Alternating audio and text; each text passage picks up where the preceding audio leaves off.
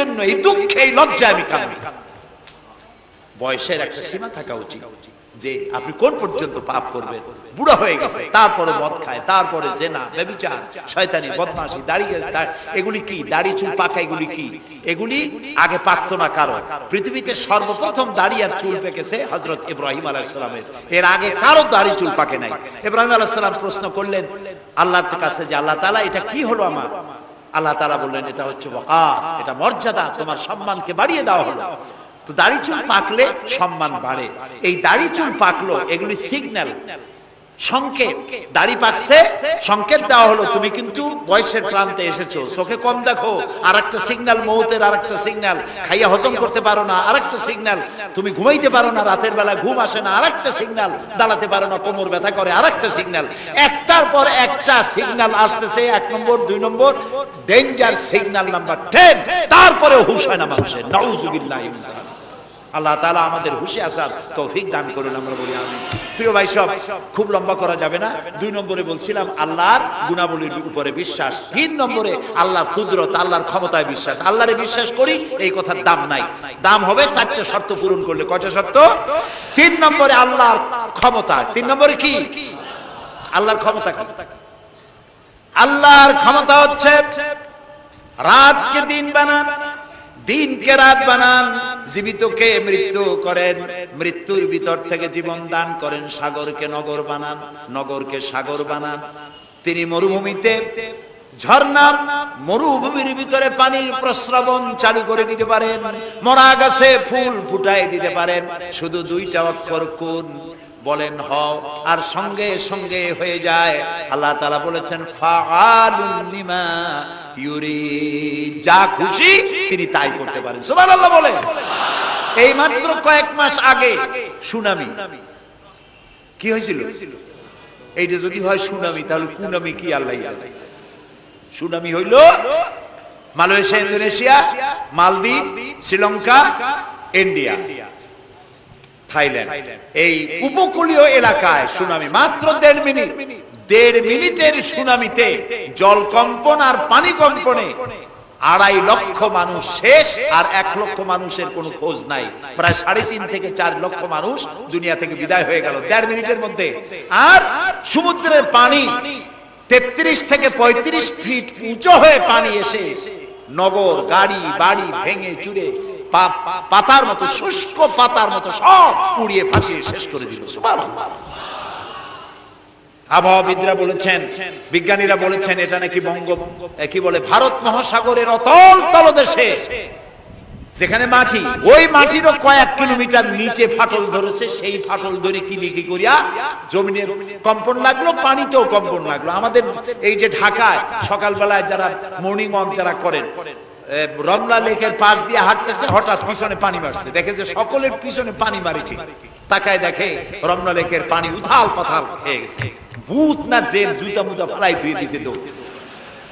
পানির মধ্যে যে কম্পনটা বাংলাদেশে হলো, এই কম্পনটা যদি মাটিতে হতো, তাহলে এই অপরিকল্পিত বানানো শহর ভেঙ্গে চুরে ভর্তা হয়ে যাবে। আল্লাহ শুকরিয়া আদায় করি যে আল্লাহ তাআলা দয়া করে আমাদের গরিব দেশটাকে হেফাজত করেছেন। বলেন আমিন। আল্লাহ তাআলা, আমরা পাপী, আমরা 1000 বার স্বীকার করি আমরা পাপী, আমরা গুনাহগার, আমরা অপদার্থ, আমরা অযোগ্য তোমার বান্দা হওয়ার। তুমি এই গরিব মুসলমানদের এই দেশটাকে দয়া করে আসমান এবং জমিনি সব বালা মুসিবত থেকে হেফাজত করো আল্লাহ তাআলা। প্রিয় ভাই সব, আল্লাহ তাআলার ক্ষমতাকে বিশ্বাস করতে হবে। আর 4 নম্বরে আল্লাহর হুকুম এবং আহকামকে মানতে হবে। আল্লাহর আদেশ আর নিষেধ মানতে হবে, তা না হলে মুসলমান হওয়া যাবে। যা যা আদেশ করেছে, যদি প্রশ্ন করা হয় মুসলমান কারে বলে, তাহলে আমি 1 লাইনে বুঝাই দিই মুসলমান কারে বলে। ব্যাখ্যা দেওয়া যাবে সারা রাত, কিন্তু ব্যাখ্যা দেওয়ার জরুরত নাই।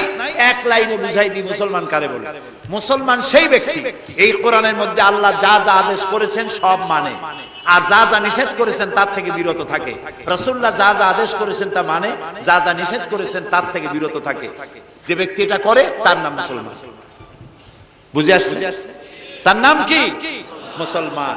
এই যে কি বলে, আমেরিকায় গত জুমার দিন এক মহিলা ইমামতি করলো মসজিদে, একজন কইলো সুবহানাল্লাহ। এটা সুবহানাল্লাহ কোন কথা?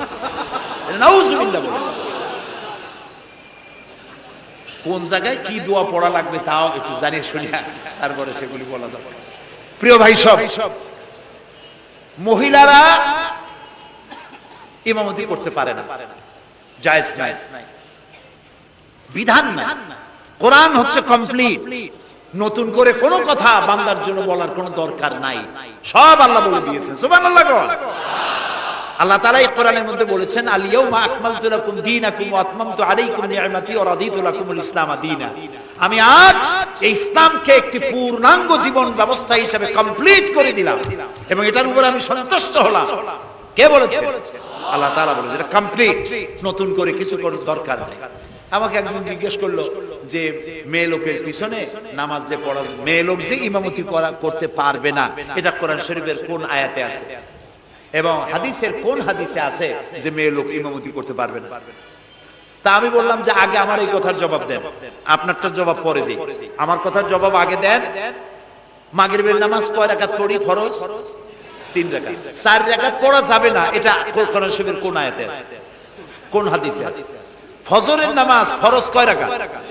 3 রাকাত পড়া যাবে না, অথবা 4 রাকাত পড়া যাবে না, এটা কোন হাদিসে আছে, কোন আয়াতে আছে? কয় যে কোন জায়গায় নেই।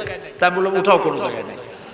রাসূলুল্লাহ ইবাদতের যে নমুনা দেখিয়েছেন, যেভাবে করেছেন, তিনি 2 রাকাত ফজরের নামাজ 2 রাকাত পড়েছেন, আল্লাহ বলে দিয়েছেন ওইটাই ফরজ, ওর 1 রাকাত বেশি পড়া যাবে না। 3 রাকাত মাগরিব, 1 রাকাত বাড়ানো যাবে না। যোহর সব দিন যোহর পড়ি 4 রাকাত ফরজ, আর যোহরের ওই নামাজটি জুমার দিনে কয় রাকাত পড়ি? 2 রাকাত ফরজ পড়ি। এই কনসেশন কে করলো? না, আল্লাহ করেন। এই কনসেশন করেছেন মুহাম্মদ রাসূলুল্লাহ সাল্লাল্লাহু আলাইহি ওয়াসাল্লাম। ইবাদত রাসূলুল্লাহ যদি 2 রাকাত পড়েন, 2 রাকাত পড়াই ফরজ। যদি ইবাদতের যে সব নমুনা তিনি দেখাইছেন তার থেকে ইবাদতের নতুন কোন নমুনা দেখাবার কোনো সুযোগ নাই। মহিলাদের আল্লাহ পাক এই পৃথিবীতে একজন মেয়ে লোককে নবী বানান নাই, বানিয়েছেন? যদি মহিলাদের ইমামতি জায়েজ থাকবে তাহলে নবী করিম সাল্লাল্লাহু আলাইহি ওয়াসাল্লামের জামানায় না হোক, অন্তত তার ইন্তেকালের পরে তার স্ত্রী আমাদের মা হযরত আয়েশা সিদ্দিকা রাদিয়াল্লাহু তাআলা আনহা এবং খাতুনে জান্নাত হযরত ফাতেমা রাদিয়াল্লাহু তাআলা আনহা মসজিদে নববীতে অন্তত একদিনের জন্য হলেও জুমার নামাজের ইমামতি করার চান্স পেতেন। সুতরাং ইসলামে নাই, ইতিহাসে নাই। এগুলি হচ্ছে ইসলামের বিরুদ্ধে পরিচালিত যত ষড়যন্ত্র বর্তমান যুগে শুরু হয়েছে, এটাও তার আরেকটি ষড়যন্ত্র ইসলামের বিরুদ্ধে। প্রিয় ভাই সব, এই জন্য আমাদের মনে রাখতে হবে নতুন কোনো কথা আমরা মানি না। কোরআন এবং হাদিসের মধ্যে আল্লাহ তাআলা সব কমপ্লিট করে দিয়েছে। সুবহানাল্লাহি ওয়া বিহামদিহি। এই জন্য আল্লাহর হুকুম এবং আহকামকে মানা, এই 4টি কাজ, এই 4টি শর্ত যদি পরিপূর্ণ করতে পারি তাহলে আমরা পুরোপুরি মুসলমান। মিথ্যা কথা বলা যাবে না, ওজনে কম দেওয়া যাবে না, খাদ্যে ভেজাল দেওয়া যাবে না, মদ জুয়ার কাছে যাওয়া যাবে না, জিনা ব্যভিচারের কাছে যাওয়া যাবে না। সকল ব্যাপারে আমাদেরকে ঐক্যবদ্ধ থাকতে হবে ইসলামের উপরে। আমরা বলি আলহামদুলিল্লাহ। প্রিয় ভাই সব, আজকে আমাদেরকে, আমি আর লম্বা করতে চাই না, অন্তত এতটুকুর জন্য আল্লাহ আমাদেরকে আমল করার তৌফিক দেন। আমরা বলি আমিন, সবাই বলি আমিন। এজন্য চাই আমাদের দেশে আমরা যেন এই দেশটিকে, পৃথিবীর প্রত্যেকটি মুসলিম দেশের আশেপাশে আরো অনেক মুসলিম দেশ আছে, আর আমাদের ভৌগোলিক অবস্থানটা এমন যে আমাদের আশেপাশে অনেক বড় বন্ধুরা এত বড় আমাদেরকে মহব্বত করেন, কাটা তার দিয়ে বেড়া দিতেছে, তারা আমাদেরকে সাংঘাতিক ভালোবাসে, আমাদের সাথে কোলাকুলি করে, কিন্তু মাঝখানে একটা বড় মাদার গাছ আছে। কথা বুঝতে পেরেছেন? এই জমিনে বাস করতে হলে সম্মান নিয়ে, ইজ্জত নিয়ে, স্বাধীনতা নিয়ে যদি বাঁচতে হয় তাহলে এখানে একটি আদর্শিক বাঁধের প্রয়োজন। ওরা কাঁটা তারের বেড়া দিয়েছে, আমরা আদর্শের বেড়া দেব। সেই আদর্শের নাম হলো ইসলাম, কেবলমাত্র ইসলাম, একমাত্র ইসলাম। এবং এই আদর্শ সকলের জন্য, কারণ ইসলাম তো আমার একার না। ইসলাম কি আমার একা? আপনাদের একা? ইসলাম কার? আল্লাহর। জোরে বলেন ইসলাম কার? অনেকে প্রশ্ন করেন যে ইসলাম যে আপনারা ইসলাম করেন, ইসলাম যদি পৃথিবীতে আসে, যদি বাংলাদেশে কায়েম হয়, তাহলে হিন্দু, খ্রিস্টান, বৌদ্ধ ওদের কি হবে? তা আমি বলি দেখেন, মায়ের চাইতে খালার মহব্বত বেশি হওয়া এটা খুব সুলক্ষণ না। এটা কি লক্ষণ? এটা একটা কুলক্ষণ। হিন্দু কার? জবাব দেন, হিন্দু কার? খ্রিস্টান কার, বৌদ্ধ কার, ইহুদি কার, আমরা কার? আর এই কোরআনটা আল্লাহ তাআলা কয় যে তা ঠিক, কিন্তু কোরআন তো 1400 বছরের পুরানা। এই পুরানা জিনিস দিয়া এই বিজ্ঞানের যুগে এটা চলবে কেমনে? কেমনে আমরা একসাথে থাকবো? বলি ভাই, সূর্যটা কতদিনের পুরাতন কন্ত দেখি? কয় তা তো কোটি কোটি বছরের পুরানা। তো কোটি কোটি বছরের পুরানা সূর্য আগের মতো তাপ দেয় না ঠান্ডা ঠান্ডা ভিজে ভিজে লাগে? কয় যে না, তাপ দেয় তো ঠিক মতো। তো তাপ যদি ঠিক মতো দেয়, সেই তাপ কি শুধু মুসলমানে পায় না হিন্দুরাও পায়? ডাবের পানি যখন আমরা খাই, মুসলমানের মুখে মিষ্টি লাগে, আর হিন্দুরা যখন ডাব খায় তিতের চোটে গাল কানের কাছে যায় না? সবাই সমানভাবে পায় বলেন? তাহলে কোটি কোটি বছরের পুরানা সূর্য জাতি, ধর্ম, দল, মত নির্বিশেষে বিশ্বব্যাপী যদি তার কল্যাণময়িতা, যদি তার কল্যাণ করতে পারে, তাপ দিতে পারে, আলো দিতে পারে সমভাবে, তাহলে মাত্র 1500 বছর আগের সূর্যের তুলনায় একেবারেই টাটকা কোরআন শরীফ। মাত্র 1500 বছর আগে এই কোরআন শরীফ দিয়ে যদি আইন তৈরি হয়, তাহলে হিন্দুর কোনো অসুবিধা হওয়ার কথা? খ্রিস্টানের, মেয়ে লোকের, পুরুষের কারো কোনো অসুবিধা হবে? হতে পারি না, যেহেতু এই কথাগুলি কার? আল্লাহ তাআলার কথা। দেখুন, কোরআন যদি মানা হয়, যেখানে মানবেন সেখানে শান্তি, যেখানে মানবেন না সেখানে অশান্তি। আল্লাহ তাআলা এই কোরআন বোঝার তৌফিক আমাদেরকে দান করুন। আমরা বলি আমিন। কোরআন এইভাবে এই সামান্য সময় বোঝানো সম্ভব না, সেই জন্য আমি আপনাদেরকে উপদেশ দেওয়ার মতো আমি এরকম ধৃষ্টতা দেখাবো না। আমি পরামর্শ দিতে চাই আপনাদেরকে, যে সেটা হচ্ছে কোরআন বোঝার জন্য তাফসীর পড়বেন। কি পড়বেন কন্ত? যেই তাফসীরটা পড়লে পরে ইসলাম বুঝবেন, নিজেকে বুঝবেন, নিজের দায়িত্বের অনুভূতি বুঝবেন, সেই তাফসীরটার নাম তাফহিমুল কোরআন। বলেন তো নামটা কি? আরেকবার বলেন। 19 খণ্ডে সমাপ্ত। এটি নামটা যদিও আরবি, এটি বাংলায় অনুবাদ করা হয়েছে। বাংলা আমার মায়ের ভাষা, আলহামদুলিল্লাহ কোন। বাংলা ভাষার জন্য আমরা গর্বিত, আলহামদুলিল্লাহ কোন।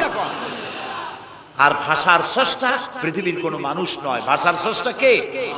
আল্লাহ চুজ করেছেন আমাদেরকে বাংলা ভাষার জন্য, তাই আমরা বাংলা ভাষী। আর বাংলা আমার প্রিয় ভাষা, আমার মায়ের ভাষায়, আমার বাপের ভাষায়, এই বাংলা ভাষায় কোরআন শরীফে অনেক তাফসীরের বাংলা হয়ে গেছে, আলহামদুলিল্লাহ। এবং হাদিস, এমন কোন হাদিস নাই যার বাংলা হয় নাই। এমন কোন ইসলামী সাহিত্য যা মুসলমানদের জন্য প্রয়োজন, তার সবগুলি বাংলা ভাষায় ছাপা হয়ে গেছে, আলহামদুলিল্লাহ। কিন্তু আমাদের একটু কপাল খারাপ, এখানে বিমল মিত্রের কড়ি দিয়ে কিনলাম এত বড় বই, এগুলো পড়তে মাথায় যন্ত্রণা হয় না। শরতের রচনা বলি, রবীন্দ্রের রচনা বলি, বঙ্কিমের রচনা বলি, পড়তে মাথায় যন্ত্রণা হয় না। বড় বড় নাম করা নাট্যকারদের লেখা এই সেই হাবিজাবি কত বইপত্র, সব পড়তে পারে, কিন্তু কোরআন শরীফের একটা তরজমা, একটা আয়াত, দুইটা আয়াত পড়ার মতো ধৈর্য আমাদের নাই। প্রিয় ভাই সব, যারা পড়ে না তারা পৃথিবী গড়তে পারে না, যারা পড়ে তারাই গড়ে। আপনি চিন্তা করে দেখেছেন, গত 100 বছরের ভিতরে এই মুসলমানেরা পৃথিবীকে কিছু উপহার দিতে পেরেছে আবিষ্কার করে? আপনার পকেটে যে মোবাইল, আমার পকেটে যে মোবাইল, এটা আমাদের আবিষ্কার করা না? কম্পিউটার আমাদের আবিষ্কার করা না? কিন্তু যখন আমরা পড়তাম তখন আমরা আবিষ্কারও করতাম। এক সময় ঘড়িটা আমরা আবিষ্কার করেছি। আপনার আমার হাতে যে ঘড়ি, এই ঘড়ি আবিষ্কার করেছে মুসলমানেরা। কম্পাস আবিষ্কার করেছে মুসলমান। অ্যালজাবরা, ম্যাথমেটিক্স, জিওমেট্রি আবিষ্কার করেছে মুসলমানরা। এই সার্জারি, শল্য চিকিৎসা আবিষ্কার করেছে মুসলমানেরা। অনেক বন্দুক, কামান আবিষ্কার করেছে মুসলমানেরা। যারা যখন তারা পড়তো তখন তারা দেশ গড়ত, পৃথিবী তাদের পায়ের উপরে চুমা খাইতো। এখন লেখাপড়া নাই, অন্যের বানানোটা সেইটা গ্রহণ করি। যদি পড়তাম তাহলে নিজেকেও পড়তে পারতাম, পৃথিবীকেও কিছু দিতে পারতাম। এই জন্য কোরআন শরীফের মধ্যে আল্লাহ তাআলা প্রথম রাসূলের কাছে যে আয়াত নাযিল করেছেন, সেটা নামাজ না, রোজা না, হজ না, যাকাত না। প্রথম যে কথা বলেছেন সেটা ছিল ইকরা বিসমি রাব্বিকাল্লাযী খালাক। পড়ো পড়ো, রিড এন্ড রিড। তুমি তোমার প্রভুর নামে, তোমার আল্লাহর নামে পড়ো। আল্লাহ প্রথম কি বলেছেন? পড়ো। সেই পড়ার কাছে আমরা নাই। আমরা কি ওয়াদা করতে পারবো যে এখন থেকে আমরা পড়বো?